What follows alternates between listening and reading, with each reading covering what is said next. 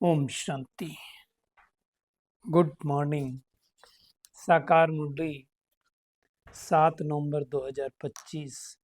बाबा का मीठा मीठा लेटर। हम मीठे मीठे बच्चों के मीठे मंथन के लिए मंथन शुरू करने से पहले प्रेम के सागर शिव बाबा की प्रेम भरी किरणों के नीचे बैठ जाते हैं और अनुभव करते हैं कि मैं प्रेम स्वरूपात्मा हूँ, प्रेम के सागर की संतान हूँ। आज की साकार मुरली जिसमें बाबा ने रोने के ऊपर कहा कि तुम बच्चों को ऐसी नॉलेज मिल गई जिस कारण तुम किसी भी हालत में रो नहीं सकते हो। अब हमें चेकिंग करनी है कि हम रोते हैं कि नहीं। रोना भी दो प्रकार का होता है, इसको हम देखेंगे। एक स्थूल रोना होता है और एक सूक्ष्म रोना होता है। तो इस बात को बाबा ने काफी डीपली कहा है। दूसरी बात बाबा कह रहा है कि ये ऑस्पिशियस युग चल रहा है। इसी समय भगवान हमें पढ़ाता है, इसी समय हम पढ़ाई पढ़ करके नर से नारायण बन सकते हैं। तो उसको भी हम देखेंगे।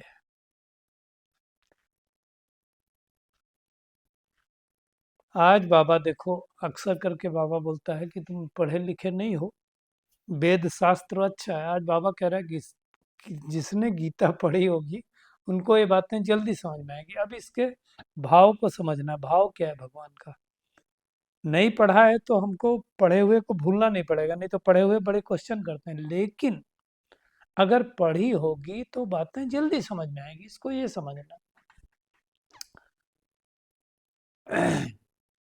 आज श्री कृष्ण के बारे में भी काफी कुछ कहा है बाबा ने, है ना, कि श्री कृष्ण की जो आत्मा है वो वैसा शरीर तो सतयुग में ही होगा, बाकी अ, कलयुग अंत में होगा। श्री कृष्ण का आत्मा तो होगी लेकिन शरीर अलग अलग होगा।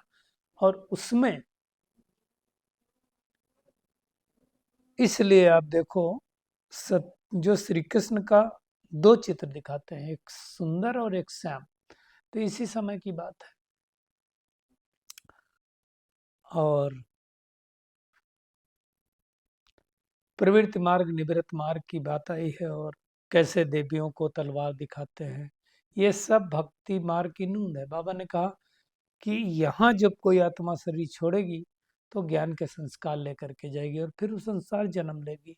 यहाँ अगर जन्म लेगी तो भी अच्छे घर में जन्म लेगी, रिलीजियस घर में जन्म लेगी। आप देखो आज जो बाबा के घर में बहुत सारे बच्चे आ रहे हैं, वो बच्चे इसी का एग्जाम्पल है। छोटी छोटी बच्चियां जो आ रही हैं, तो श्री कृष्ण के बारे में भी काफी कुछ कहा हुआ है, आज उसको भी हम देखेंगे। परमात्मा की बहुत सारी महिमा आई हुई है ना, आज फिर से रिपीट हुई। सारे सागर को शाही बनाओ, सारे जंगल को कलम बनाओ। तो ये भगवान की महिमा है। क्यों बाबा ने कहा? बाबा कह रहा है देखो, अगर तुम सोचो, जब से हमने ज्ञान सुनाना चालू किया, बाबा कह रहा है, और जब से छपना चालू हुई, मान लो 1963 से पहले की मुरली तो प्रिंटेड नहीं है, लेकिन 63 से अब तक अगर पकड़ो 55 साल में तो आप देखो ये 55 साल की जब मुरलियां, अगर उनकी कागज बना करके इकट्ठा रखें तो कितनी ज्यादा हो जाएंगी। तो बाबा कहता है तो लॉकेट फिर भी छोटा होता है। और कंट्रोलिंग पावर द्वारा हम 1 सेकंड में पेपर को पास करके पास विधान बन सकते हैं। और विदेही बनने में है अर्जुन बनना है। तो इसको भी हम गहराई से देखेंगे। हम शुरुआत करेंगे रोने के ऊपर। आज दुनिया में अक्सर करके लोग तब रोते हैं जब किसी के घर में कोई शरीर छोड़ता है, और विशेष करके स्त्री रोती है। कब रोती है? जब उसका पति शरीर छोड़ता है, या उसका पिता शरीर छोड़ता है, उसका भाई शरीर छोड़ता है। रोती स्त्रियां दिखती ज्यादा है, रोते तो पुरुष भी है। ऐसा नहीं कि पुरुष नहीं रोते हैं, रोते हैं, है ना। अब हम बात कर रहे हैं स्थूल रोने की, वो वाली रोने की तो बात बाद में करेंगे, सूक्ष्म वाले की। आज नहीं, बहुत पहले तो क्या होता था कि जब किसी का पति शरीर छोड़ता था या पिता शरीर छोड़ता था, तो उसकी आत्मा को ब्राह्मण के तन में बुलाते थे, और बाबा ने कहा आगे आती भी थी। अब यहाँ पे बहुत इंपॉर्टेंट बात बाबा ने कही कि अब वो कोई शरीर छोड़ करके तो वो आत्मा आएगी नहीं। अब मान लो कोई एक आत्मा है जिसने ये शरीर छोड़ दिया और छोड़ के चली गई और दूसरा शरीर धारण कर लिया, फिर यहाँ उसको बुलाएं तो क्या वो आत्मा आएगी? आत्मा तो शरीर छोड़ के नहीं आएगी, शरीर डेड हो जाएगा। जैसे कई बार बाबा के घर में भी दिखाया जाता है ना, कि दादी प्रकाश मणि को तो हमने अक्सर देखा है कि 2009 में हमें ज्ञान मिला और 7 में अगस्त में दादी ने शरीर छोड़ा था। तो 9 में भी हमने देखा, 10 में भी देखा, तो 2-3 सालों तक दिखाया गया कि दादी आ गई। दादी आती थी किसी तन में किसी के। अब इसका बाबा ने क्लियर किया हुआ है कि इसका मतलब ये नहीं है कि वो बाबा ने तो भी क्लियरिटी किया हो, शायद बच्चे के तन में उनकी आत्मा गई, तो वो आत्मा वो शरीर छोड़ के तो नहीं आ जाएगी, वो बच्चा फिर वो शरीर उसका एक्सपायर हो जाएगा, खराब हो जाएगा, पॉसिबल नहीं। आज बाबा वही चीज कह रहा है कि ये सब भक्ति मार्ग है, ड्रामा में नूंद है, बाकी मतलब उसके वाइब्रेशंस आपको फील होते हैं, बाकी ऐसी आत्मा कोई आती नहीं। आज बाबा कह रहा है कि कोई शरीर छोड़ता है तुम्हें चिंता नहीं करनी है ना? क्यों चिंता नहीं करनी है? बाबा सबको रोना बंद कराने के लिए आया। क्यों चिंता नहीं करनी? हम्म, क्योंकि जिसको ये ज्ञान मिल गया कि आत्मा अजर अमर अविनाशी, तो चिंता खत्म हो गई। बाबा ने आज शांता दादी को याद किया, निर्मल शांता दादी को, कि कहीं किसी ने शरीर छोड़ा था तो उनको जाकर के ज्ञान दिया कि तुम क्यों रहते हो। उसने तो जाकर के दूसरा शरीर ले लिया, रोने से वापस नहीं आएगा। अब ये सारी बातें समझाना ही जी। बाबा ने कहा बख्तावर थोड़ी रोते हैं, यहाँ सबका रोना बंद करा करके वो दादी ने समझाया है ना? आज बाबा ये कह रहा है झूठे ब्राह्मण भी नहीं खिलाओ, उससे कुछ होने वाला नहीं। ये भी कहा उन्होंने कि हम सच्चे ब्राह्मणों को लेकर के आते हैं, तो फिर ज्ञान सुनने लगते हैं और फिर धीरे धीरे रोना कम हो जाता है। वैसे भी अगर आप देखो तो हम जब शरीर छोड़ते हैं, चाहे किसी का पति हो, चाहे पत्नी हो, चाहे बच्चा हो, चाहे पिता हो, कितने दिन तक रोते हैं? हम्म? तो दुनिया में कहा गया है पत्नी मकान तक, समाज रिश्तेदार शमशान तक, पुत्र अग्निदान तक, और आपके कर्म भगवान तक। भगवान तक कर्म जाना मतलब अगले जन्म तक। तो ये बिल्कुल सत्य बात है, इसमें कोई डाउट नहीं है कि हम जो संस्कार करेंगे वही हमारे साथ जाने वाले हैं, बाकी तो कुछ जाने वाले नहीं। तो रो के फायदा क्या, है ना? और रोते एक्चुअली देखा जाए तो रोते क्यों है, मैंने इसकी थोड़ी स्टडी की है आप समझो कि क्यों रोते हैं। तो मैंने गौर किया है कि जब कोई रोता है तो वो जो बखान करते हैं, हमने दादियों को, मतलब लौकिक दादी की बात कर रहा हूँ, देखा और बहुत सारे लोगों को देखा है, तो वो जब रो करके वो कुछ वर्ड बोलते हैं, उस वर्ड को मैंने गौर किया तो मैंने पाया कि वो उसके लिए नहीं रो रहे हैं। वो किसके लिए रो रहे हैं? उन्होंने जो उनकी हेल्प की थी, उन्होंने उनकी जो मदद की थी, उन्होंने जो उनके द्वारा जो उनको कंफर्ट मिल रहा था, वो कंफर्ट नहीं मिलेगा उसके लिए वो रोते हैं। समझ में आया? जिस आत्मा से जितना ज्यादा सुख मिल रहा था, अब वो सुख नहीं मिलेगा, इसलिए वो रोता है कि अब वो मुझे कौन कंफर्ट देगा। मेरे साथ इतना अच्छा करते थे, इतना अच्छा करते थे, इतना अच्छा करते थे, आप देखो कोई बुरा करता और चला जाए तो फर्क नहीं पड़ेगा। तो ये फर्क, तो बाबा कहता है ये समझना है। और कोई भी हालत में बाबा ने कहा तुम्हें रोना नहीं, हर आत्मा को अपना अपना पार्ट बजाना। अब इस बात में ड्रामा बहुत काम आता है हमारे, जिसको ड्रामा की समझ है कि ड्रामा में अपना अपना पार्ट है, हम यात्री हैं। दूसरा ये हमें कंफर्ट देता है कि हम रूहानी यात्री हैं, हम यात्रा पर जा रहा है, तो भी रोना नहीं आएगा। बाबा कहता है कि तो तुम धक्का क्यों खाते हो, तुम्हें परवाह थी पार ब्रह्म में रहने वाला परमपिता परमात्मा की, वो मिल गया। अब जब वो मिल गया तो क्यों रोते हो, तुम्हें रोने की कोई दरकार नहीं। ये बना बनाया ड्रामा है, हर एक को अपना पार्ट बजाना, तुम भी अपना पार्ट बजाओ। तो ये समझना पड़ेगा। अब भगवान आकर के हमें उस सुख की दुनिया में लेके जा रहा है। सुख का वर्षा भगवान देता है, दुख का वर्षा रावण देता है। और जब हम भगवान को भूल जाते हैं, रावण की मत पर चलते हैं, तब रोना पड़ता है। तो ये हो गया फिजिकल रोने की बात।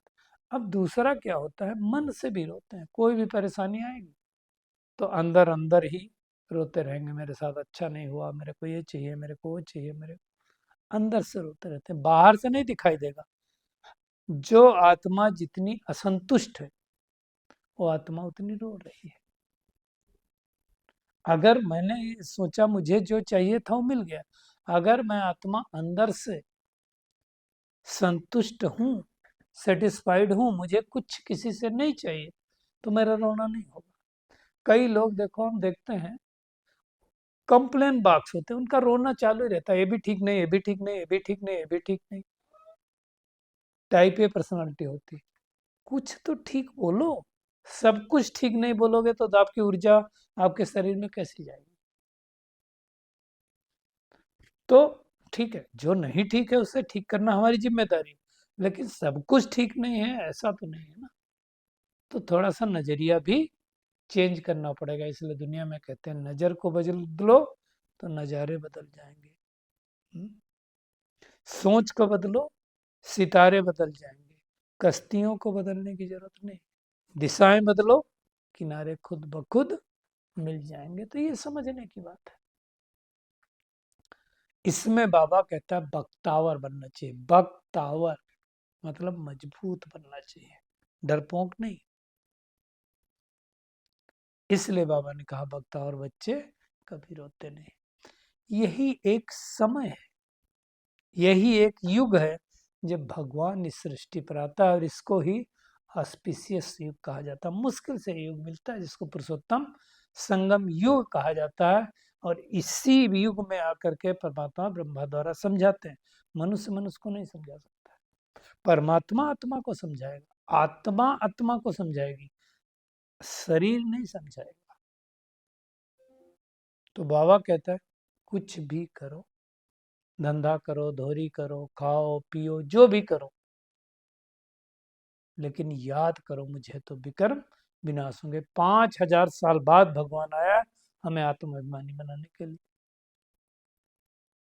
तो कितना हम याद करते हैं। देखो, अगर हमें तमो प्रधान से सतो प्रधान बनना है तो याद करना और कोई उपाय नहीं है। तो चेक करें कि हम कितना परमात्मा को याद करते हैं, है ना। भगवान आया ही हमें भक्ति का फल देने। भगवान किसको कहा जाता है, परमात्मा राम को। लेकिन दुनिया में क्या कहते हैं, पतित पावन सीताराम। पतित पावन तो ओके, लेकिन रघुपति राघव राजा राम वो गड़बड़।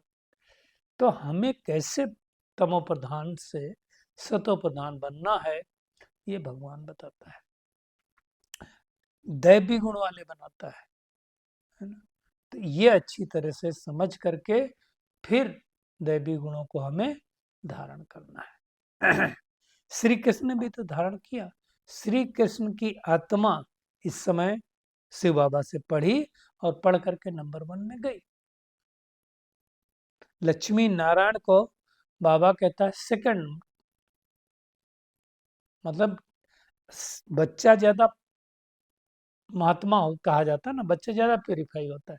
तो उस संदर्भ में सोचना, वैसे तो लक्ष्मी नारायण नंबर 1 है, पहले गद्दी बैठते, ऐसे उनकी गद्दियां चलती है ना। और जैसे जैसे सेकंड थर्ड 8 तक आएंगे ना, लक्ष्मी नारायण की 8 गद्दियां चलती हैं, तो वैसे वैसे कमती होती जाएगी उनकी डिग्री। आप सोचो, जो सतयुग में पहले जन्म में लक्ष्मी नारायण होगा और जो लास्ट जन्म में होगा, हाँ? कितना फर्क हो जाएगा, करीब 1150 साल का तो फर्क हो ही जाएगा ना। तो बहुत बड़ा फर्क है। 1100 साल 8वें लक्ष्मी नारायण को इंतजार करना पड़ेगा राजगद्दी के लिए। भले वो आत्मा सतयुग में आएगी, दूसरे पार्ट में होगी, लक्ष्मी नारायण तो नहीं बनेगी ना। 8वें जब आएगा तो लक्ष्मी नारायण के घर में जन्म लेगी। तो ये बड़ी गुह्य बातें हैं, इनको अच्छी तरह से समझना। श्री कृष्ण के बारे में बहुत कुछ कहा गया है। बाबा कहता है, उसको बोलते हैं माखन चुराता था, मटकी फोड़ता था, कपड़े चुराता था, कितने कलंक लगा। और एक तरफ कलंक लगाए, दूसरी तरफ प्यार करते हैं, महिमा गाते हैं, और उसकी महिमा में सारे बातें बोलते हैं। अरे नाम ही रख दिया माखन चोर, क्या हालत है। लोगों को पता नहीं है एक्चुअली ज्ञान रूपी मक्खन खाया और सबको खिलाया। दुनिया में पता नहीं है। सांवरा था तो कलयुग अंत में था, अर्थात आत्मा सांवरी थी। और ऐसा भी नहीं है कि उसको किसी सांप ने काटा हो जो काला बना दे, है ना। दुनिया में दिखाते ना, सांप ने काटा तो वो काला हो गया। बाबा कहता सतयुग में सांप होते नहीं। सोचो, होते भी होंगे तो शायद जहरीले नहीं होते होंगे, तो बाबा जाने। परंतु बाबा ने आज ऐसा कहा हुआ है। वास्तव में विकारों को ही सांप कहे जाते हैं, जिन पे अभी 2 दिन पहले बाबा ने कहा था, श्री कृष्ण सांप के ऊपर जो डांस करता है वो 5 विकारों के ऊपर विजय प्राप्त करने वाले को कहा जाता है।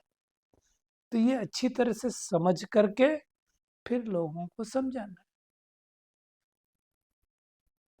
आज बाबा ने ये बात बहुत अच्छी तरह से कही है कि मान लो इस समय कोई आत्मा शरीर छोड़ती, ज्ञान में चलती है, तो क्या होगा। अगर विनाश हो जाए तब तो सतयुग में जन्म लेगी, और अगर विनाश ना हो तो यहाँ पर ही, जैसा पहले कहा, किसी आध्यात्मिक परिवेश में जन्म लेगी। तो ये अच्छी तरह से समझ करके फिर लोगों को हमें समझाना है। बाबा कहता है तुम्हें परबात सॉरी एक पार ब्रह्म में रहने वाले परमात्मा क्यों मिल गया, बाकी क्या चाहिए। फिर दुनिया में दिखाते हैं देवियों को बाण, तलवार, मतलब 8 अगर भुजाएं तो हर एक भुजा में एक एक अलंकार दिखाते हैं। बाबा ने कहा ये भक्ति मार्ग है, देवियां कोई हिंसक नहीं होती। वैसे भी अगर देखा जाए भारतवर्ष की बात, तो हुई हैं कुछ वीरांगनाएं, जैसे रानी लक्ष्मीबाई हुई है, ऐसी कुछ कुछ हुई हैं जिन्होंने बहुत कुछ किया है, परंतु यूजुअली वो हिंसा नहीं करती। खास करके देवियां तो हिंसक होती नहीं।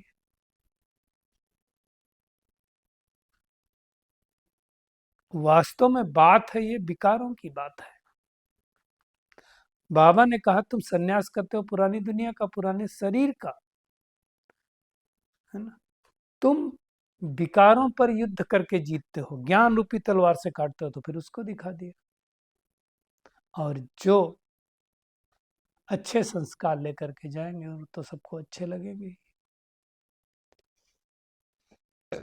आज बाबा ने 2 टूक शब्दों में कहा, जिनके अंदर 5 विकार हैं उनको आसुरी संप्रदाय कहा जाता है। और वही लोग मंदिर में देवियों के आगे जा करके गाते हैं, आप सद्गुण संपन्न हो, हम क्या है। तो ये सारी बातें अच्छी तरह से समझ करके हमें मेहनत करनी है। एलमाइटी का मतलब भी, एलमाइटी अथॉरिटी कहते हैं ना, एलमाइटी के पास चले गए। एलमाइटी का मतलब सर्वशक्तिमान। तो वो सर्वशक्तिमान आकर के हमें ये ज्ञान सुनाता है ना? आज बाबा ने ये भी कहा कि सवेरे सवेरे क्या होता था, शुरू शुरू में बाबा लिखते थे और फिर मम्मा बैठ करके मुरली सुनाती थी। तो मम्मा को भी बाबा ने याद किया है। आते हैं आज के वरदान के ऊपर। कंट्रोलिंग पावर द्वारा 1 सेकंड के पेपर में पास होने वाले पास विद ऑनर भाव। बाबा कहता है अभी अभी शरीर में आना और अभी अभी शरीर से न्यारे बन अव्यक्त स्थिति में स्थित हो जाना। अब ये कल भी जो आया था न्यारे और प्यारे बनने की बात, यही बात है। न्यारा बनना मतलब लौकिक से अलौकिकता में चले जाना, लौकिक कुछ नहीं। और प्यारे बनना मतलब क्या हो गया? पारलौकिक में चले जाना। तो बाबा कहता है अभी अभी शरीर में आना और अभी अभी शरीर से न्यारे अव्यक्त स्थिति में स्थित हो जाना। आज बाबा कह रहे हैं जितना हंगामा हो उतना खुद की स्थिति शांत हो। अब ये कैसे होगा? बाहर हंगामा हो रहा है, मेरी स्थिति अति शांत हो, और जितना हंगामा हो उतना ही शांत हो। इसके लिए तो बहुत मेहनत चाहिए, और बाबा कह रहा है इसके लिए समेटने की शक्ति चाहिए। 1 सेकंड में विस्तार से सार में चले जाएं और 1 सेकंड में सार से विस्तार में आ जाएं, ऐसे भी कंट्रोलिंग पावर चाहिए।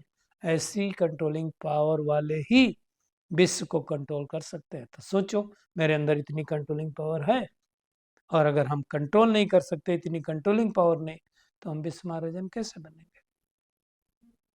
तो हमें चेकिंग करके